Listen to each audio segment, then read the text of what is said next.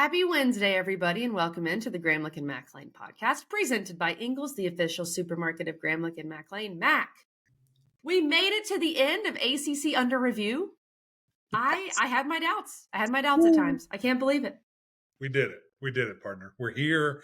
We traveled up and down the East Coast as far as the eye can see to the left. We're now on the West Coast. We're here. Here we are. We made it. We ran into water. We're in the Bay Area, and we're talking Stanford, the Stanford Cardinal, mighty ACC Stanford Cardinal, and the Cal Golden Bears. And it's weird and crazy that those words just came out of my mouth. It's KG. so weird. But here we are. Here we are. It's so weird, but we do want to extend a warm welcome to any Stanford and Cal fans who may be listening or watching or stumble upon this. Tell your other Stanford and Cal friends. We're happy you're here. We think it's weird. You probably think it's weird, but let's have fun. Let's have fun in the weirdness together. Mac, what I'm hearing from you in terms of us finding water is that basically we're Lewis and Clark. I think we're Lewis, Clark, and we have found our way to the Bay Area somehow, some way, and we're here to talk football. We did it. We made it happen. I think the interesting thing, outside of my shirt coincidentally being Cal gold and blue and Stanford red or Cardinal and white, great job by me there, and Nike, both Nike schools. I think just getting into this, like kind of like SMU, like this is a total learning experience. Like we're figuring this out, and just okay, here we go. Let's see what happens. And obviously the teams could look fairly different after spring. With all these new transfer portal windows and the rule that's in place right now, the law that's in place right now that you can transfer multiple times. So we're taking a crack at it, and maybe it'll be very different when you guys hear from us again about these teams in August. Who knows? But really excited about today. Tried to get a Cal guest just with schedules, and KG's about to crank it up. We're all over the place, and our guy from Cal couldn't make it happen. So we will touch base with him at a later date. So we will talk about Cal a little bit here. But first, we've got our guy, Troy, the voice of the Cardinal, on the football, basketball. He was very gracious of his time to just literally step off a flight and do this interview with us. And I loved it, KG. He's bringing some heat, talking a little trash, and I think it's fantastic. And a big warm welcome to him as he welcomes to the ACC here. So, again, we'll start with Stanford, kind of talk with Troy, and then get to Cal. But first, a message from our friends over at Ingles, and then we'll talk a little football. It's time to discover the convenience and time savings of contact-free pickup with Ingles Curbside. Just visit shop.ingles-markets.com or download the app.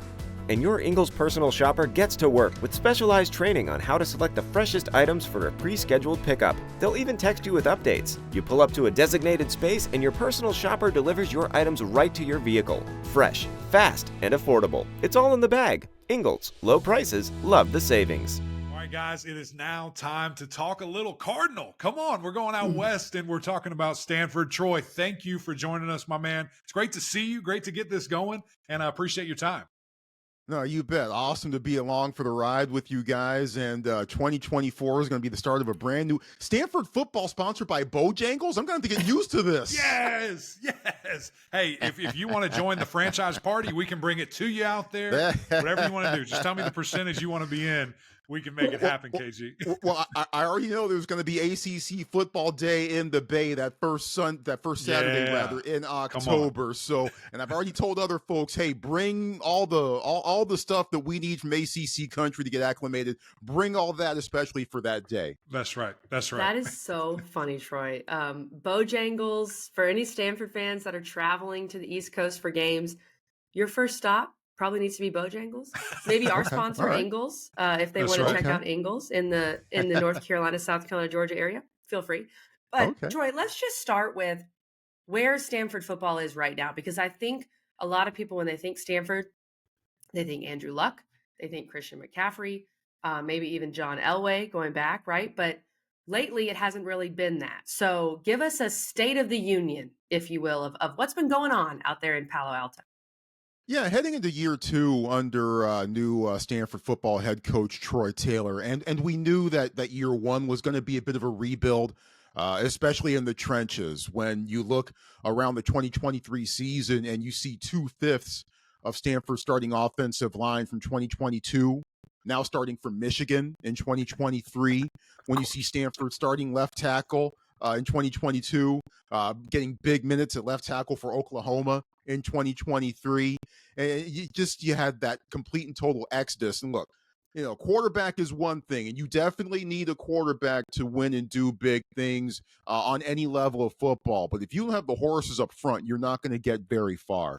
Yeah. So basically, because of that, and some other personnel losses along the way, we knew that 2023 going in was going to be a bit of a rebuild. Now, you look at the win-loss column, and you see 3-9, and that was probably on par with what a lot of folks outside of the program expected. Now, you look a little bit closer, you say, hey, maybe if they'd taken a 21-3 lead over Sacramento State in week 3 instead of throwing an interception in the end zone, and the Hornets use that as an impetus to spur them on to an eventual win, if they make 2 field goals against Arizona, and that game ended up completely changing around the Wildcats' trajectory for the remainder of the season, not just on the field, but off of it.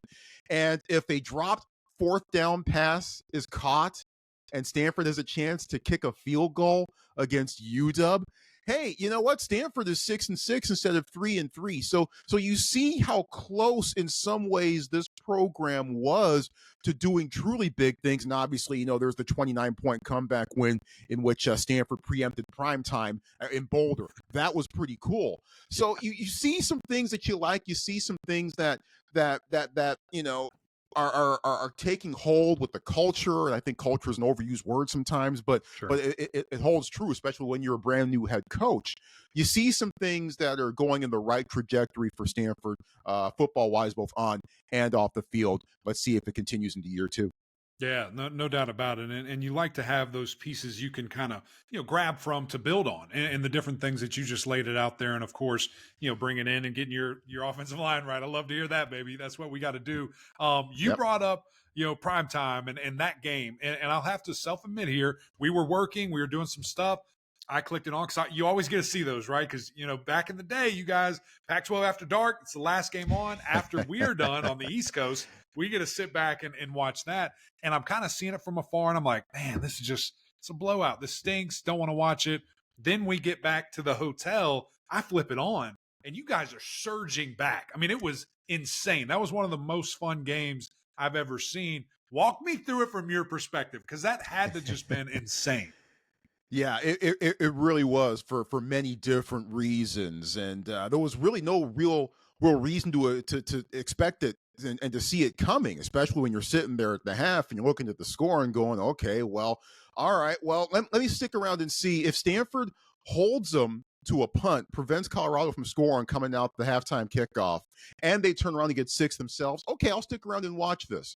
That's exactly what happened. And lo and behold, Alec Eilmanner, Stanford's terrific wide receiver who just blew up as the season went along, 13 catches, 294 yards, all in the second half and overtime. Ashton Daniels, the Stanford quarterback, that was the first real chance that we got to see him really start to blossom and really start to pay big dividends for Stanford at the quarterback position. And the defense made big plays along the way. And I know that the guys didn't get back back to campus until like 4:30 in the morning the next day, but they didn't need any wings to fly back home after that one. And it's interesting from my own personal perspective, because that was one game that I missed. I actually did not call that game. No way. I had actually already committed in July to do national radio for Westwood One from Miami, North Carolina next day. You remember Stanford, Colorado was a Friday game. And the Stanford deal and my role and my deal wasn't signed until 10 days before the season opener.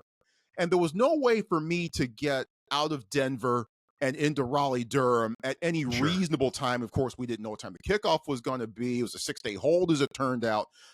So that was a game that I missed. So there I am watching that game in the dead of night at some Marriott hotel deep in the jungles of the Research Triangle Park. And it's like 1:30, 2 o'clock in the morning, and my phone is just blowing up. And I'm sitting there leading the cheers the whole way. It was really cool to see. And some folks afterwards were like, Troy, you must have been bummed not to be able to call that game. And I was like, no, not really. Look, I'm never going to get mad if Stanford wins, right? Sure. Stanford football is not in that kind of position. And two, it's not like I missed the game because I was, I overslept or had car trouble or anything like that. I was calling what turned out to be the second biggest game of the weekend, but certainly a much needed win for Stanford that day.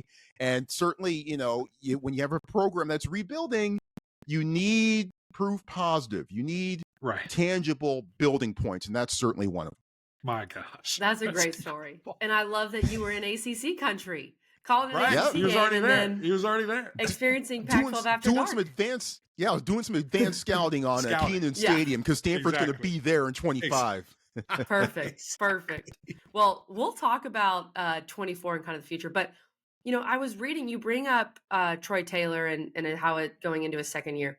And I was reading a few things on him, and he talked about how Stanford is the last outlier in college football is what he said. And what he was saying is like, this is still a place where people come to be a student athlete. And I mean, obviously it's Stanford, like we know that. And I saw even Bear Bachmeier, the big time quarterback who committed for a couple of years from now. He talked about Stanford wanting that degree. His brother, I know, is on the team. So how do you experience that? I know you're around the team so much, you're on campus, you see it, just kind of giving, because in the ACC, we have Duke and we have Notre Dame, not really, kind of, North Carolina, those, Virginia. But Stanford still, I think, is that outlier. So explain to me more of what that means from your perspective. Well, and look, class is an actual thing at Stanford University, making sure that you're getting stuff done on the academic side of things. We welcome any jokes. Come on. You actually do have to hit the books at Stanford, and it's part of the sell. It's not something that the coaches run away from, and this applies to all the athletic programs, right? It's something that all the coaches readily sell to the recruits. Look, if you want to be the best at everything, you come to Stanford. This is their sales pitch. If you want to be the best at academics and at athletics, this is where you come. This is where you go. So it's just all part and parcel of what, attracts, kids to Stanford. And it's kind of funny, hearing stories of that Christian McCaffrey would tell about his days back on campus.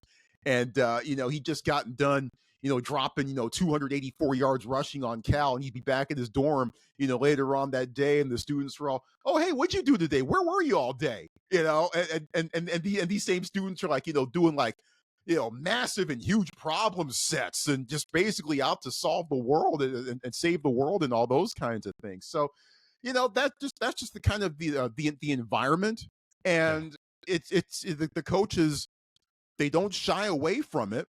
They don't run away from it. They embrace it. And with Stanford, he's right, being an outlier. And I remember talking to Troy Taylor about this during a Pac-12 Football Media Day last year in Las Vegas. And he said, obviously it stretches into how Stanford can build its roster, right? You can't necessarily just, grab 65 kids out of the transfer portal and call it a day and just throw them all on the field and hope that they all perform. And then the next thing you know, you place last in the Pac-12. But that would never happen. Oh, wait, it did in Boulder. But still, you have to build for the draft, as Troy Taylor put it, right? You have to build through the draft. You have to make sure that you get the kids in and that you develop them and retain them. So it's not just recruiting, it's retention as well. So yes, there are some different ways that the Stanford coaching staff have to approach things. As a result, they can't just flip the roster from one year to the next and go from there. They have to make sure that they're developing kids from year to year to year to year. And it's some folks would see it as a challenge in this day and age. Other coaches would see it as, hey, this is what we are here to do. We're here to coach. We're not necessarily here to fundraise and recruit and keep the boosters separated from each other so they're not fighting and this and that and the other. We're here to coach. Yeah. So, from that standpoint, and this is true across all the Stanford athletic programs, they embrace it and they run with it, and they have success with it. Yeah. I love that, man. That's amazing. I love the kind of comments on just flipping a team and bringing and using that transfer portal. Welcome, joining Clemson as a team that does not really use it. I'm looking at kind of the percentage of starts by transfers. Stanford will be at the very bottom with Clemson. They're at 10%, so maybe that's one player, maybe. I'm not sure. And Clemson, obviously, with 0. But kind of looking at that. By the way, Mac, that is a great point, because I have heard that Stanford and Clemson degrees really are somewhat equal in most respects. So. Hey, whatever it takes. I've got a couple of them hanging over here. Whatever it there takes. You go. Whatever it takes. A lot of similarities. That's right. A lot of similarities. Troy, looking at this team, though, as we kind of flip the page and look at 24, I'll let KG kind of hit the schedule here. Give us some guys, man. Who should our ACC fans really be on the lookout, for this next coming year of guys that are going to be stars, bona fide, and, quite frankly, that the Cardinal need to have big years?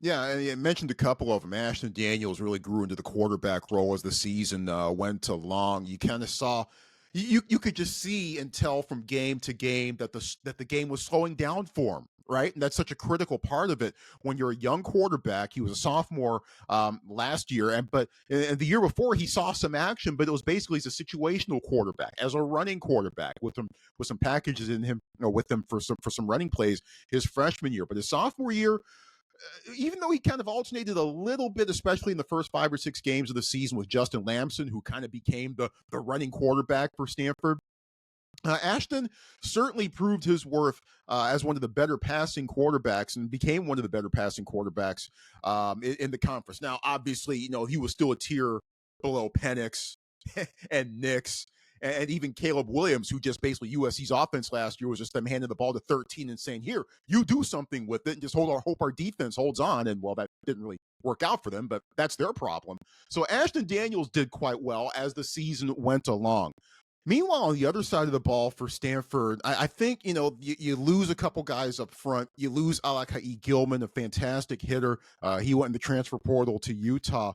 But the strength of Stanford defensively, silly as it might seem to break down a roster in mid to late February, but, here we are.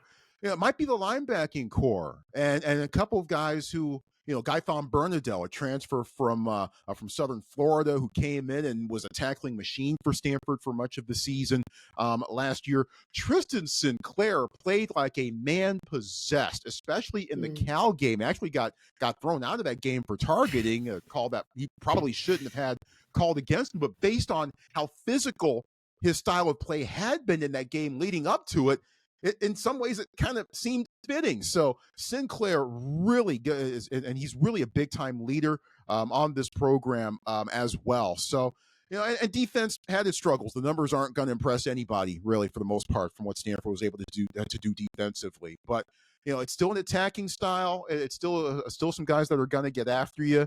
And you would have to think that, especially the linebackers, they might be busy once again, depending on how much the guys up front can possibly give them. And I'm almost blanked on this. 2 terrific corners, I think, coming back in Colin Wright and Zeron Manley. Wright was a revelation. He really established himself very early in the year as a terrific cover corner, and Manley performed quite well himself. They're both long. They both got speed, and they can both be put on the other team's best receiver, and that other receiver is probably going to have a decently long day. So, those are probably some of the guys to watch on both sides of the ball. No Joshua Clardy. He is Stanford's, longtime kicker, set so many records.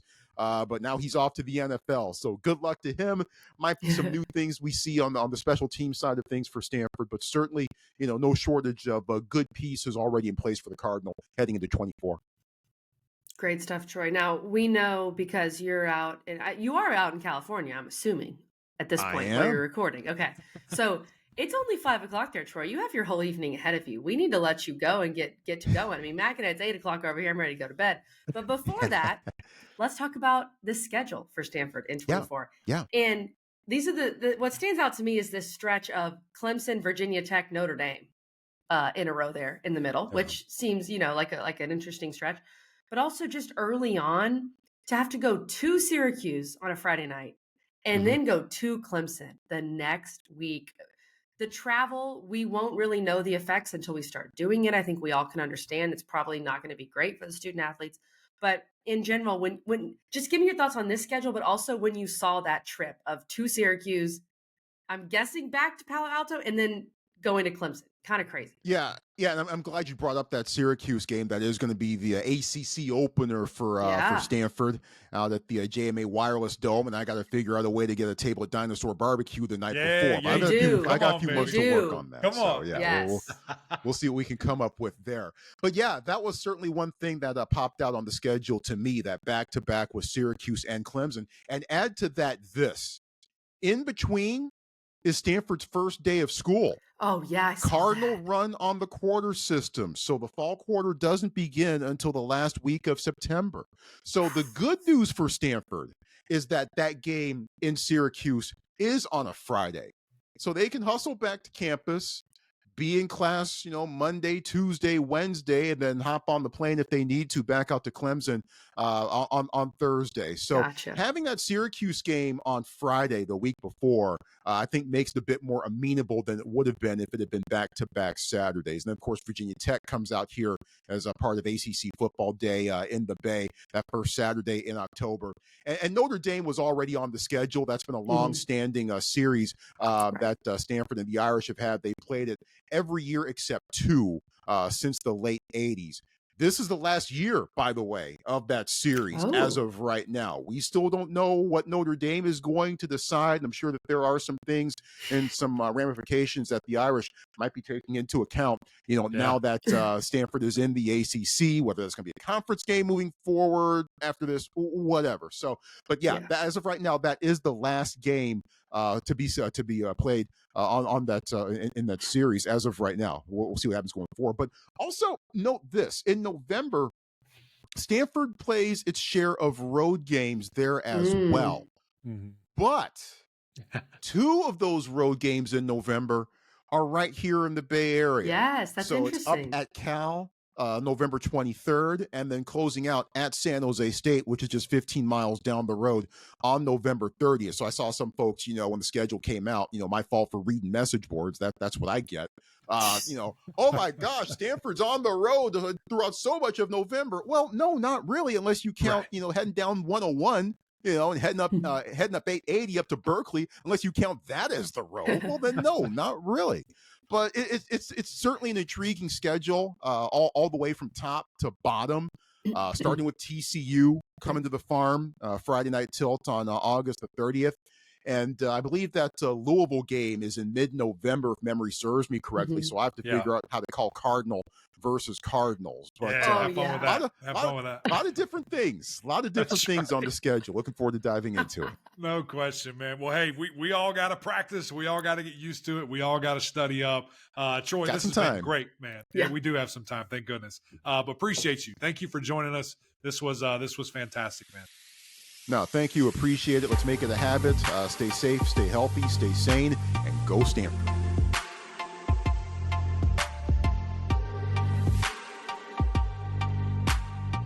Thanks again to Troy for joining us and talking Stanford. Loved his breakdown there. Very interested to see what Stanford does in the ACC, and just having to remind ourselves that Stanford just 5 years ago, 10 years ago, was one of the bigger programs in college football. And you think of the guys that they've had there with Andrew Luck and Christian McCaffrey and all these dudes. So excited to see what Stanford can build. And I appreciate how they're saying, we're still going to do this in the Stanford way, which I love. Right. On the flip side, Mac, let's talk a little Cal here. I saw some quotes from Justin Wilcox, the Cal head coach, about how he really wants to embrace NIL. So I feel like Cal may be going a little bit of a different route than Stanford. You bring back Fernando Mendoza at quarterback, also bring in Chandler Rogers, the transfer from North Texas. This is a team that went 6-7 last year, made a bowl game, unlike Stanford. So that's a good sign for the Cal Bears. We love that. Had Auburn on the ropes at the beginning of the year. Auburn's not very good, but whatever. Love to see that. Won 3 straight before the bowl game. And then Jaden Ott is really the guy for Cal. Big-time running back, over 1,300 yards at running back, and he's back. So I think Cal, Mac, could make a little noise in the ACC. I know that the travel and all that's going to be brutal, not only with their ACC schedule, Mac, they also go to Auburn the second week of the year. So they're just going to be like living on the other side of the Mississippi. They also still play Oregon State, so respect. We're going to keep that rivalry and that vibe together. But this schedule's brutal. Just, Mac, what are your overall thoughts on Cal and what they return? Yeah. 20,000 miles. So get those points. Of all right. Travel. Maybe the second half of the season or even next year is it can all be for free because you'll have so many miles and so many points. Maybe you can just fly everybody out. So that's a lot. And that's by far the most in the ACC. I mean, they've got their work cut out for them here. And I think part of that is probably because they have that Auburn trip, going across the country there to Jordan Hare, not Jordan Hare. I don't know who would never call it that. But when you look at it, KG, that is going to be an interesting piece. I mean, that's a big deal.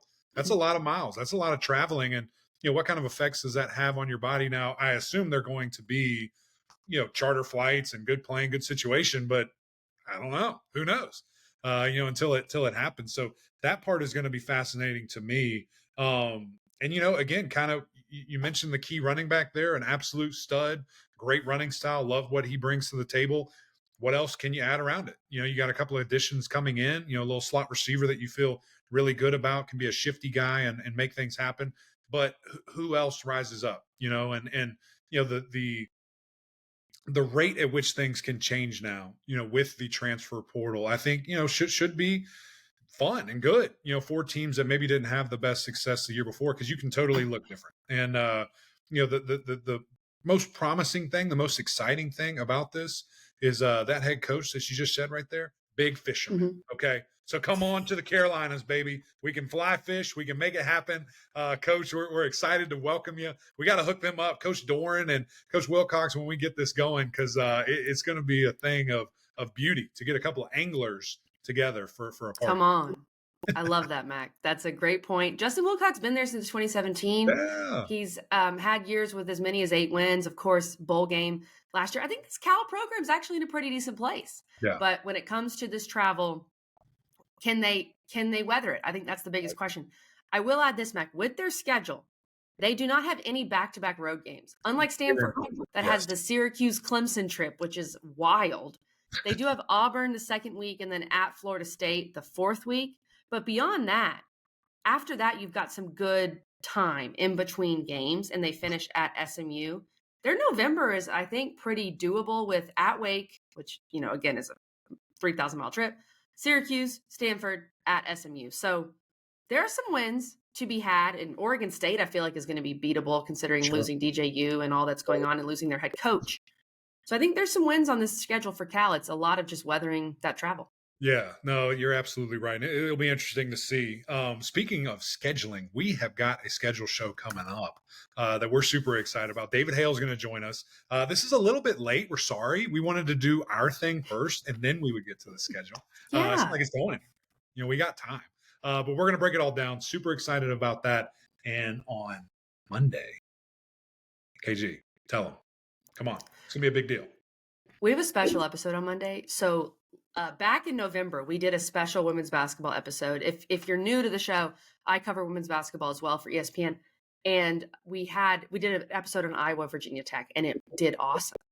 And of course, Mac and I are both big women's basketball fans. So we are going to release an episode on Monday previewing the ACC women's tournament, featuring, and if you made it to the end of this podcast, you get to hear the guests, featuring Liz Kitley, Georgia Amore, and Hannah Hidalgo from Notre Dame. It's going to be fire. Mac, if you're a Stanford fan listening, I know you know about women's hoops, Stanford. That's right. I know you know. Come on. And bringing Stanford into this league next year is going to be absolutely insane. I can't wait for that, especially Cam Brate comes back for another year, which she's hinting she might, Mac. Uh-oh. So Stanford fans, tune in to Little Women's Basketball on Monday. Get a little primer on the league you're joining. How about that?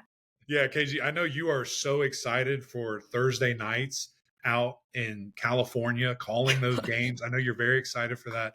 I'm really excited for you, or maybe Sunday even. I don't know. It's going to be fun, but I can't wait for that episode. It's going to be so much fun.